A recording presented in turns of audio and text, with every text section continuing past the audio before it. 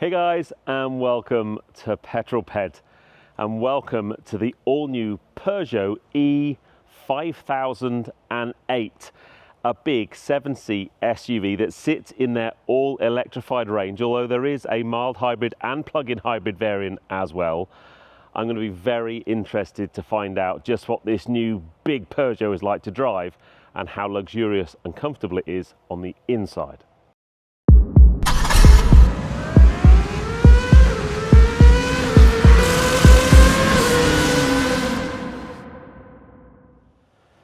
Now, I was actually at this venue about 6 months ago for the first drives of the Mini Countryman JCW. This place is called Lakes by You, and it's an amazing facility. There's loads of lakes, obviously, but then some beautiful houses and apartments and some really high-end property, all with beautiful views over the lakes. And you drive around the estate effectively, and the amount of lovely cars you see either parked up outside one of these beautiful homes or under a cover. And I have to say, straight off the bat, that this E5008 sits very well in the company of cars that I've seen. My first impressions of this car, and it is the first time I've seen it today, it's a handsome looking car. And I think I've said it before, I really like what Peugeot are doing with some of their car design, even though I wasn't a massive fan of the most recent Peugeot I've had, which was the 308 station wagon. I kind of didn't feel like that design sat very well together at all. It also almost looked like the front end and the rear end of the car had been designed by different people. Well, I can't say that for this car. Now, I appreciate it. Big SUVs might not be your bag. But if you're in the market for a really practical family car, if you need 5 or even 7 seats, if you need lots of luggage capacity, and you want to go down the full battery electric route or even down the hybrid or mild hybrid route, then this could be a car to spark your interest. So let's start to take a look around some of the design elements in the car. There's some really nice things going on the inside, and then obviously we need to take it for a drive. Let's start at the front. I must say, the new Peugeot Shield is growing on me. I really didn't like it when it first came out, but I think when it sits in the grille of a car, it just does have a good look. So front end wise, I'm really liking the front styling of this. Well, I'm going to call it a radiator grille. It's not. There's no gaps in there at all. There's some air vents that open up when needed for cooling, and sensors for adaptive cruise control and all the other systems that you've got on the car. But I think front end styling wise, Peugeot have got a really good game going on at the moment. I think from 508, that first time I saw that car, I just really liked the way the headlights sit, the way you've got this kind of little lip here with the moniker of whatever the car is just sat there. And then here you've got some nice daytime running light elements down here, really sleek headlight design. So although it's a big 7-seat SUV, the front end profile of the car is relatively low to the ground and relatively sleek. And that aero styling kind of follows all the way down the side of the car as well. Let's move down the side of the car a little bit. There is a little bit of fake ventage going on the front. There's these little elements just here. From a distance, it looks like a bit of vent, a bit of aero. It's not, it's just a blanking panel, but I don't think it looks too bad from the front. And then the wing profile I quite like. I like this little shield on the wing, but I want to have a chat about wheels and tyres. Now, they're a 20-inch wheel, and then they've got these aero blades on them. And I'm not a big fan of aero blades, but I completely understand why they're there. It's all about aerodynamic efficiency. And one of the things that this car has is class-leading range. Now, I'll talk more about specs and different options later on in the video, but if you opt for the 230 horsepower, 98 kilowatt-hour battery pack variant, this car has a class-leading range of 415 miles WLTP, which is considerably further than any of its competitors. And a lot of that will be helped by aerodynamic efficiencies. That's where this wheel comes in. But also, I'm glad to see that it's shod with a set of Michelin E-Primacy tyres. That will help with rolling resistance and also help with that class-leading efficiency. They're a 20-inch wheel, a 235 section tyre, the same all round, so a symmetric setup. But yeah, I understand why we've got aero blades. I've just never been a big fan. So moving to the rear of the car, I just love the way this car finishes.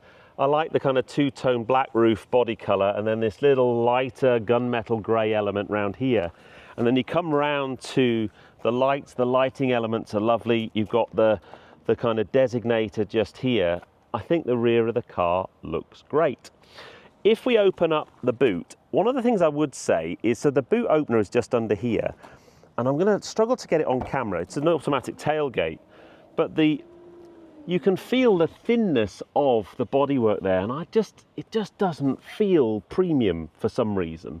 But once it's open, the car currently has the 3 rows of seats set up. And if you have that, I mean, at the moment, it doesn't look like you've got a huge amount of boot space here. There is, however, a false floor. And what's really nice is you can hide the parcel shelf in there. There's a sunken floor where you can put your charge cables. There's plenty of room in there. 348 litres of space when you've got this 3rd row of seats up. If you drop the 3rd row of seats, it's 916 litres of space. Now, that is a lot. So I think the next thing we need to do is see how much space there is for a tall, lanky person like me. Okay, now it's notoriously difficult to film getting in the 3rd row of a 7-seat SUV, but all you need to do basically is pull this seat forward, and it falls all the way forward, and there's a really wide door here, so there's plenty of access room to get in. And then you've got your 2 little seats at the back, and then you drop this seat back down again. And I've actually got plenty of space. If I pull the other set of seats down as well, just to give you an idea, I have now got a relatively good amount of space in here. I mean, you know, certainly for 2 children, but I'm a 6'3" adult, and don't get me wrong, I wouldn't want to be in here for hours and hours. But that said, it's still a really good amount of space and not too bad at all. So what's it like in the middle row of seats if you've got someone like me sat in the back? So you've got lanky Greavesy sat in the back. Well, I guess the first answer to that question is I fit. I could get in here, but I guess you can't, it's not a TARDIS, you can't magic space out of anywhere, but these middle seats do move back. So I could move this whole row of seats, if I just get the back there. Now I've got plenty of legroom. Now for sure, that's compromised the space in the back. The other thing you might want to do is just raise that headrest so that you've got space for your shoulders. But it's really lovely in here. There's also 3-zone climate control. So we've got climate control for all 7 occupants. And then the back of these seats, one of the things in the briefing, they really wanted a kind of lounge feel to the inside of this car. And I have to say, interior wise, this car is right up there. These seats look great, but they are so comfortable. And that's the middle bench seat I'm saying is so comfortable. Let's wait till we sit in the front seats. They just got a really nice, I love the stitching. I love that kind of rhombus shape on there. As I said, you just pull those up a little bit and you'd have your, might not do that one because that tends to knock out your central mirror. But yeah, very nice. And then this cloth effect here, you've got little blinds that you can pull up if you want to have a bit more privacy. I've got my climate control functions just there. It's nice in here. Really, really nice. Well, if you think the seats in the back are comfy, the ones in the front are really lovely, very supportive, but they've just got a really nice, soft, luxurious feel to them. You instantly feel like you're sat in somewhere very, very special. So, where do I begin? Well, let's begin with the thing I'm not a massive fan of, and I've made no secret of the fact. I just don't like the small steering wheel that Peugeot have in their cars these days. I understand it's a really interesting point of difference. They're the only manufacturer doing it.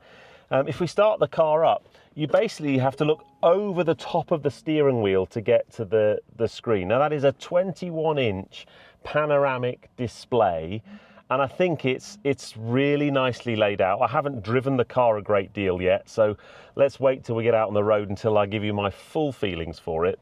And actually, of all the other Peugeots, I can at least sit here and see all of that screen. You've got a slightly higher seating position. I'm looking over the top. And the smaller steering wheel does kind of give it a slightly different feel in the hand when you're driving. I'm just not a fan. Anyway, let's put that to one side because I know plenty of people who absolutely love it. There's some really cool stuff going on in here, and I think, you know, Peugeot's interior game at the moment is up there with anybody. The choice of materials, you've got this kind of grey cloth material here, and then there's a light accent that goes around the whole front of the dash, which looks really cool. The way that the dash is sculpted underneath this display, it's not just an iPad stuck on the dash, it's a sculpted thing that sits within the view of the driver.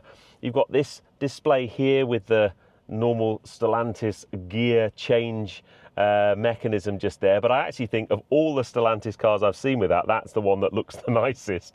And then there's a little touchpad here that changes. It's a lot of piano black gloss, but it's got a nice haptic feel to it. But then when you come down here, there's a wireless charge map for your phone just here. You've got some other controls and buttons here, drive mode, stereo controls that are real buttons, so you're not forced to go into the touch screen all the time. And then there's a little bin down here, but it's got a really nice lid to it. So if you don't want it there, if you want to clean things up, you can. Otherwise, you just push that and it just opens up, nice, smooth open. You've got a couple of USB ports there. You've got a 12-volt port in there. You've got a little opener just here with a tray for your key and for some other bits and bobs you might want to carry in there. I love that. You've got a couple of drinks holders. It's just a very nicely well thought out place, and you kind of sit here and everything's very much focused around me as a driver. So in terms of places to sit, in terms of long journeys and comfort and making you feel special, absolutely nails it, this car. The one thing that's missing on the spec of this car, when we were looking at the different options and so on, you can opt a panoramic roof, and you know me, I love my pan roofs. In here is very dark because it doesn't have one. So I think if you want to open the interior, just lighten the cabin up, I think a pan roof is an absolute must on the spec list to tick. But I think we go out for a drive. Now I've mentioned there's going to be a 230 horsepower, 98 kilowatt hour battery long range version of the 5008. That's not what I'm driving because those actually aren't starting deliveries till next year. This car has a 210 horsepower and 73 kilowatt hour battery pack. Now that means the range is a little bit less. WLTP quoted 310. Now interestingly, showing 100% battery, I am showing a range of 310 miles. So unfortunately, the same thing with all of these press drives. I'm not going to be able to get to test that range today at all, really. But the long range version, that's really interesting. To go plus 400 miles, that's a big number. And then next year there'll also be a dual motor, more powerful version, so you'll get more performance, but clearly the downside of that is you get less range. You'll have a similar range to this actually. So let's just have a chat about the different variants of 5008, because there's mild hybrid, plug-in hybrid and all electric, and also how much it's going to cost. The 5008 range starts with the hybrid 136. It has a 1.2 litre petrol engine with self-charging hybrid system. Prices start from £37,360 for the Allure trim level and £40,860 for the GT. The plug-in hybrid 195 has a 1.6 litre petrol engine with a 21 kilowatt hour battery. It will do 48 miles EV only running, with the Allure from £43,550 and GT from £47,950. £150. The electric 210 being tested costs from £48,550 for Allure and £52,350 for the GT. The long range and dual motor variants will be available in 2025. Now I know to many people those numbers are still quite punchy, but in the crazy world of new car prices that we live in, I actually think those price points are very competitive, especially if you are comparing this car to some of its rivals. Compare it to the base price of an EV9, or go and have a look at some of the offerings from Volvo and see how you get on with the price. So we're going to start the drive in eco mode. And I noticed that when you go into eco mode, it says performance and thermal comfort reduced. So basically it's going to back the power down, it's going to turn the climate control down a little bit, just to give you and eke out as much range as possible. I've also noticed that I've been mooching quite a bit so far on this drive. My range has actually gone up to 327 miles with 20% of battery left. So I'm guessing if you really want to do some hypermiling and want to eke out your range, eco mode's for you, right? I've never been a big fan of it. I don't generally drive cars in eco mode. I just find the throttle is so dead sometimes. It's just not a great and enjoyable driving experience.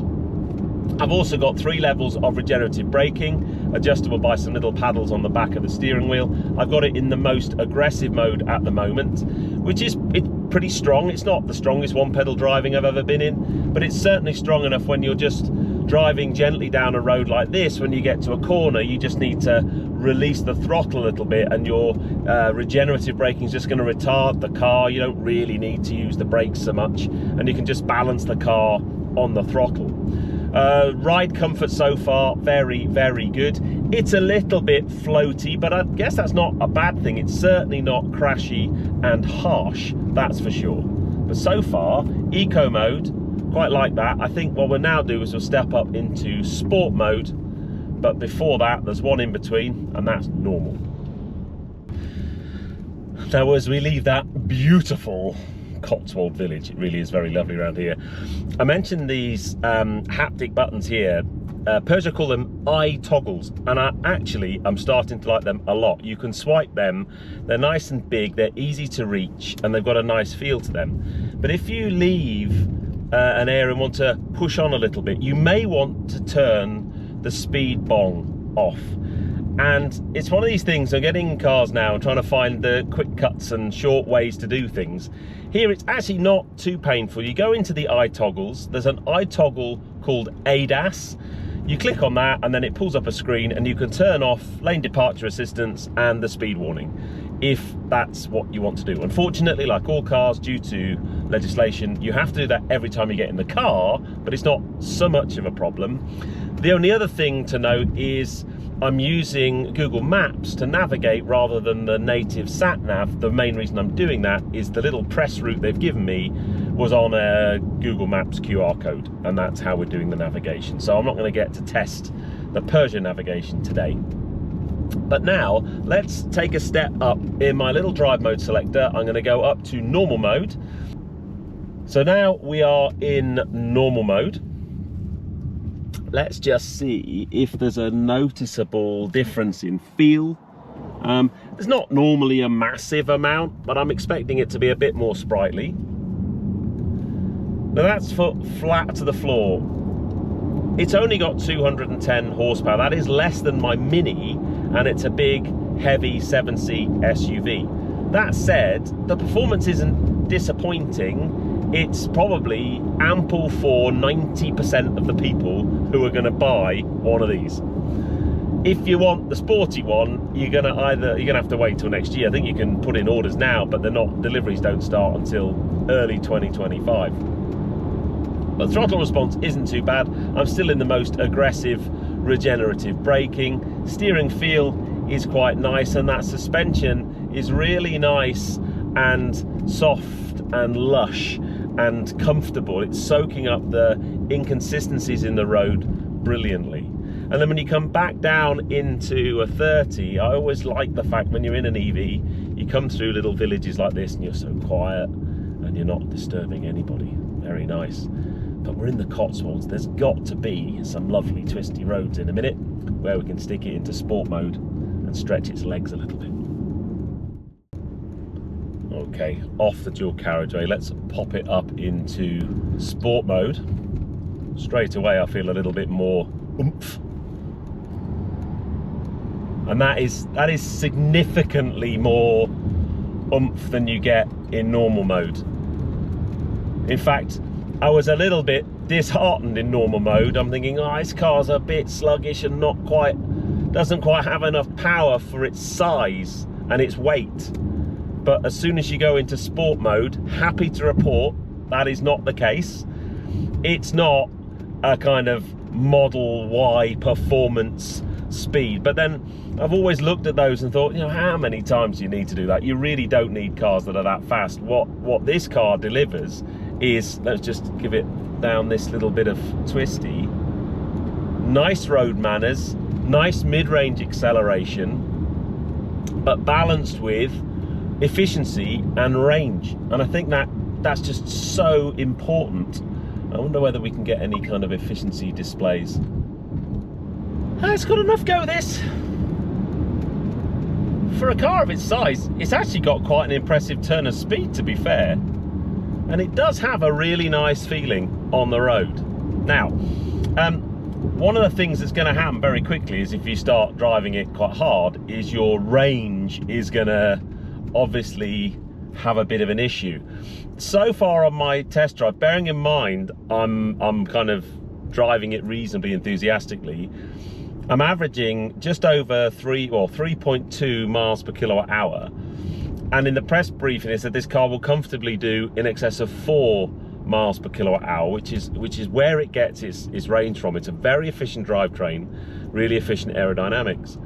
And I think that's impressive. And I always find it interesting in the comments of EV videos from people who own EVs at the kind of numbers that they are able to get from some of the cars that I've reviewed, where I've struggled to get in excess of 2.5 to 3 miles per kilowatt hour, and they're getting something like 5.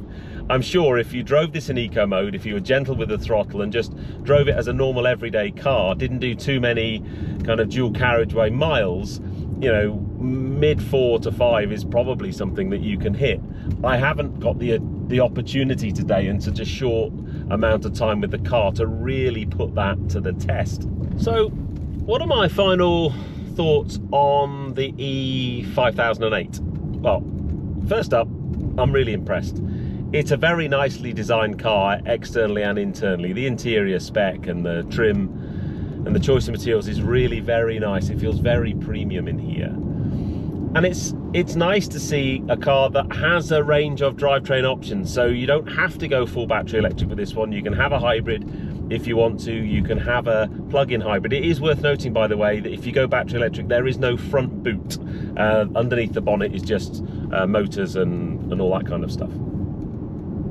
The other thing, though, is if you look at the breadth of scope within Peugeot's car range and van range at the moment, they've got a lot of choice, from small, medium, all the way up to this 7-seat SUV in lots of different drivetrains. And you know, if I compare that with someone like Ford, who I've given a hard time to recently, and look at the dismal lineup that Ford currently have on their forecourts, you can kind of understand why Peugeot, if you look at the numbers of cars they're selling and the growth, it all looks very positive for them at the moment. And I have to say that, you know, you may well be sat there and have not kind of given Peugeot any thought as your next potential car. I like what they're doing at the moment. There are a few things I'm not keen on, but they can't have everything, right? Anyway, put in the comments below, what do you think of the 5008? Do you like the styling? Do you like the versatility of a 7-seat car, or is it just another big electric SUV that does your head in? Anyway, please put in the comments. I would love to know your feedback. But for now, I'm going to head on back to Lakes by You and grab some food because I'm absolutely starving. But I hope you enjoyed that. If you did, give me a thumbs up. Comments below are always welcome. If you haven't done so already, please subscribe to Petrol Ped for plenty more content to come. And I'll see you on the next film. You take care, guys. Drive safe.